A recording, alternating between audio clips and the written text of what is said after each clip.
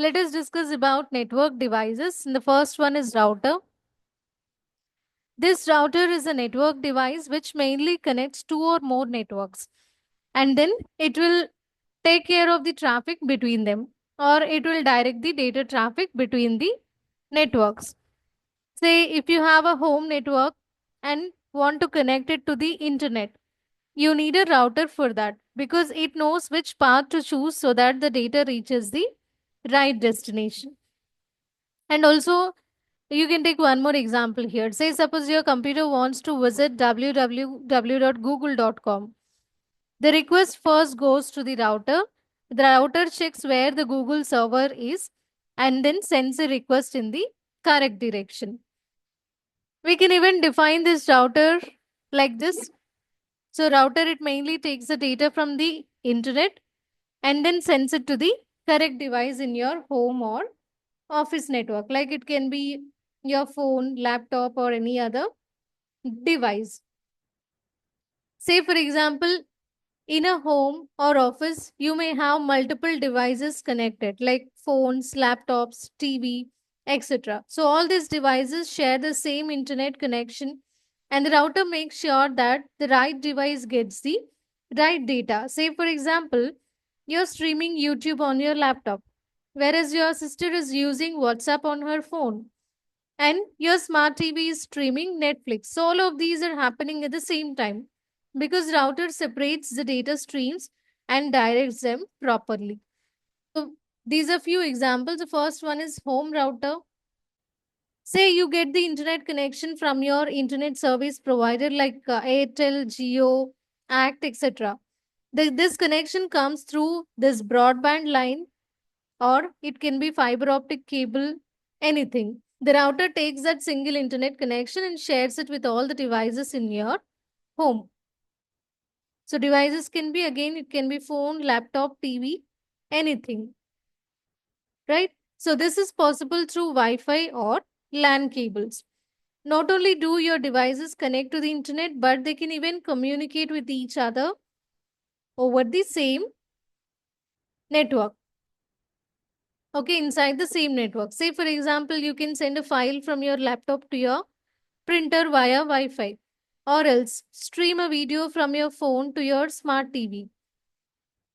So, all these are some examples. And here, the same example which we discussed before. Say you are watching Netflix on your smart TV and your sibling is browsing the web on your laptop. At the same time, you're playing music on your phone. So all these activities use the same internet connection through one router, but each device gets the right data separately. And coming to the office router, in an office, dozens or even hundreds of devices like computers, printers, and servers need internet access. Instead of each device connecting directly, the router acts as a central device that connects all of them to the internet. So, a router is not just for internet access, it even allows devices within the office to communicate with each other. So, this kind of internal communication between the devices is possible with the help of this router. For example, employees can share files between their computers, printers can be shared across departments, and even internal applications like an office server can be accessed without requiring the internet. So, this is the example here. Even though the same router connects everyone to the internet, departments can have their own internal networks for security as well as organization. So, here you can see two departments, HR department and IT department. Both of them are using the same router to go online. But internally, HR's data is separate from IT department's data because router can create this virtual LANs or use network segmentation. And then it can be used in school or college campus also. So a central router is like the main gateway for the whole school or colleges. It connects all the labs, staff rooms, and classrooms. Both the teachers and students use this router to access the internet, which includes websites, videos, online tools, etc. Whereas it even allows you to access digital resources like cloud platform, coding practice tools, e-libraries, etc. And this is example. Say in a computer lab, all student computers are connected to this central router. This allows them to access cloud coding environments like Google Colab or practice programming online. And this is how this router works. These are the steps. So, whenever you request something online, like opening YouTube, this is what happens internally, right? So, your device requests the data, which is nothing but you open YouTube on your computer. Your device asks, please send me YouTube's homepage. Now, the request go to the router. So here the router acts like a post office that receives a request from your device, and then the router sends it to the internet. So the router forwards your request outside the campus network to the YouTube server on the internet. Now YouTube sends data back. So here your YouTube server processes the request and sends back the homepage data, which includes videos, thumbnails, anything. And finally, router delivers the response to the correct device, which means, say, many students might be opening YouTube at the same time, right? But the router ensures the response go back to the right computer, not to someone else. Second, network devices switch. Switch mainly connects multiple devices like computers, printers, servers, laptops inside a local area network. For example, inside a home, office, or school. And also, it helps all these devices communicate efficiently with each other. And we can even define this switch like this. So it is like a smart connector, and it makes sure that the message or the data you send from your computer reaches only the correct device, but not to all the devices, or not to everyone on the network. Which means, say, suppose if computer A wants to send message to computer B, the switch sends it only to computer B, but not to C or D, even though they are present in the same local area network. Switch in an office. Imagine an office where many computers are connected, maybe more than 20 computers in different departments like finance, HR, sales, etc. Then what does the switch do there? The switch connects all those computers in one network, which is nothing but that local area network, right? And also, say, suppose employee A from finance department wants to send a file to employee B in HR department.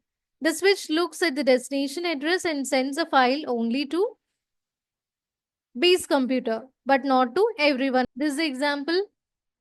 So even if we have multiple departments like finance and HR, both of them are using the same switch, their data does not get mixed up, right? So even though they share the same device, the switch is smart enough to send the data to the correct computer only.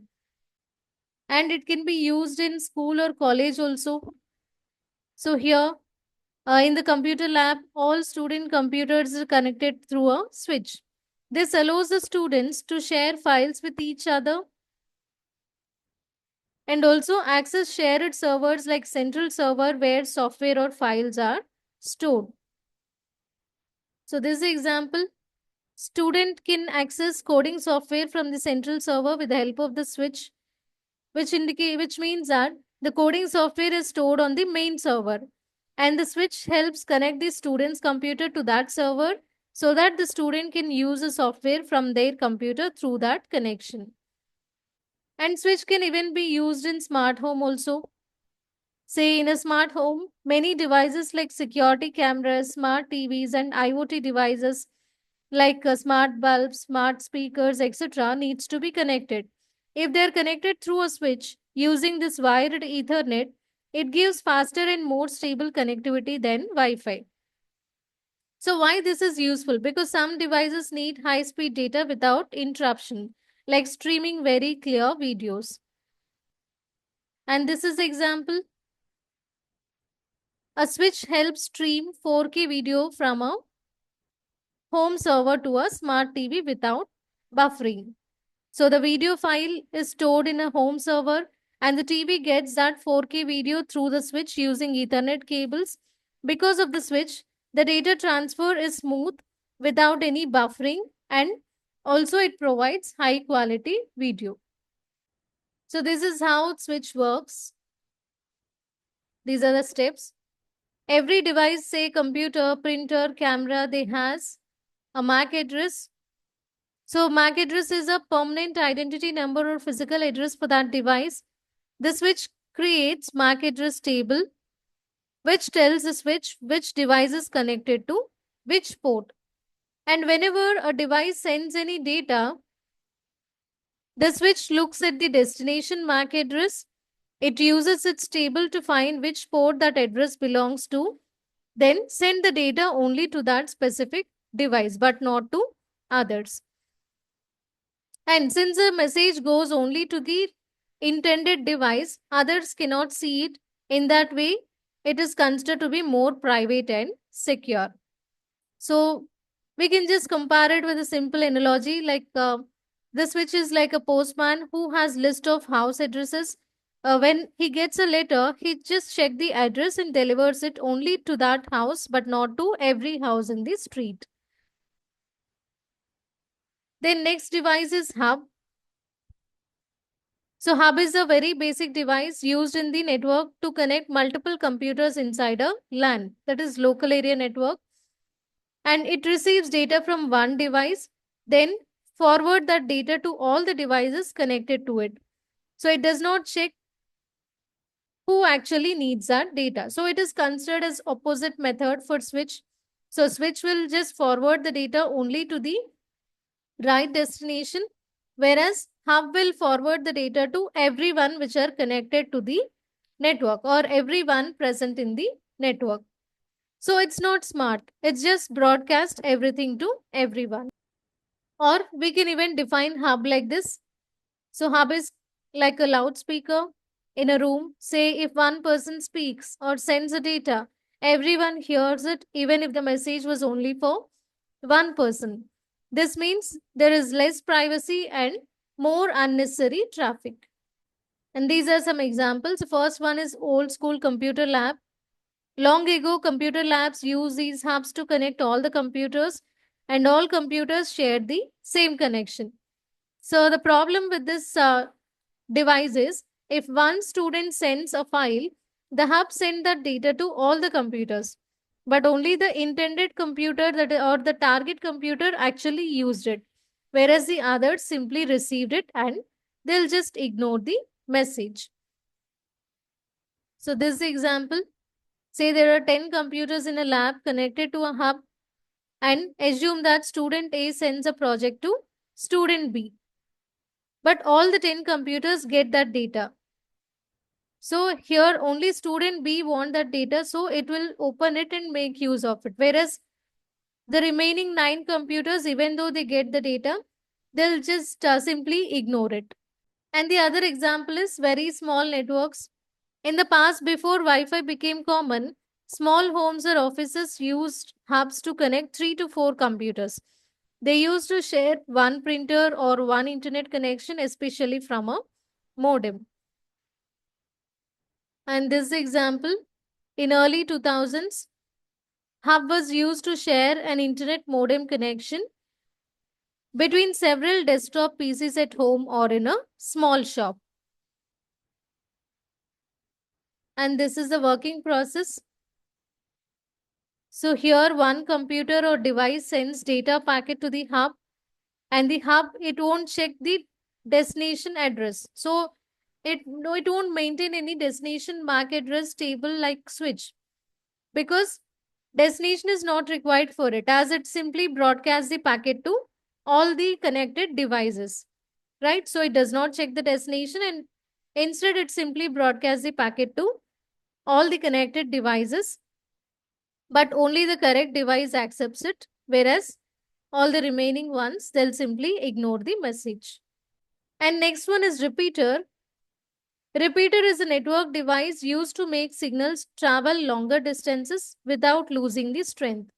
So whenever a signal travels through a cable for long distance, it usually becomes weak, right? So in that case, repeater receives that weak signal and it will boost or amplify the signal and retransmit or send it again with full strength. So we can even define it like this. So repeater is like a signal booster or network amplifier. It does not change the data, it only makes the signal strong again so that it can go farther without losing its strength. So best example for this is, say, imagine shouting to a friend far away. Your voice fades as it travels. So here repeater is like someone in the middle who hears your voice, speaks it again louder and sends it forward. Then why do we need a repeater? So when the data or signal travels for a long distance through a cable or wirelessly, the signal becomes weak or gets distorted. So why does this happen? Because because of distance, signal naturally loses strength over long cables, or it may be because of obstacles like walls, buildings, etc. Or one more problem is interference. Say other signals or noise in the environment disturb it. So in all the three cases, signal may lose its strength. So repeater is placed in between to restore and regenerate the signal. And examples, Wi-Fi repeater in a big house. Say in a two-story home, the Wi-Fi signal from the router in the living room cannot reach the upstairs bedroom because walls and distance weaken the signal. So in order to fix this, Wi-Fi repeater is placed somewhere in between, like the hallway, in order to boost the signal. And this is the example. Say you install a TP-Link repeater in the hallway. It picks up the Wi-Fi from the living room router and extends it. So you get strong Wi-Fi in the upstairs study room also. And LAN cable in a large office. Ethernet cables used for wide internet can only carry a signal reliably up to 100 meters. After that, the signal weakens and data transmission becomes unreliable. So signal fades. To solve this, repeater is placed at the 100-meter mark. Repeater regenerates and amplifies the signal, allowing the network to continue for another 100 meters and even more if required. And this example, say in a campus, suppose the main server room is in one building and you need to connect it to a far away building that is more than 100 meters away. So here you lay 100 meters of Ethernet cable. At that point, you can place a repeater. Then you can run another 100 meters of Ethernet cable to reach the building. So just like with Wi-Fi, repeater acts like a booster, but here it works for wired connection, but not for wireless. And it can even be used in metropolitan Wi-Fi coverage also. So in big public places, one Wi-Fi router cannot cover the entire area. So wireless repeaters are placed in different spots to extend coverage, making sure people get continuous Wi-Fi without disconnection. And the best example is our railway station. So at a railway station, repeaters are placed across multiple platforms. So no matter where the passengers move, they always get a strong Wi-Fi signal. And this is how the repeater works. So device A sends data. So it can be a message or it can be loading a website also. The signal weakens as it travels or as it travels far or through the walls. Repeater receives this weak signal. It will clean or remove errors, amplifies or boosts the signal strength, and then retransmits the same data again. So here device B receives strong and error-free signal.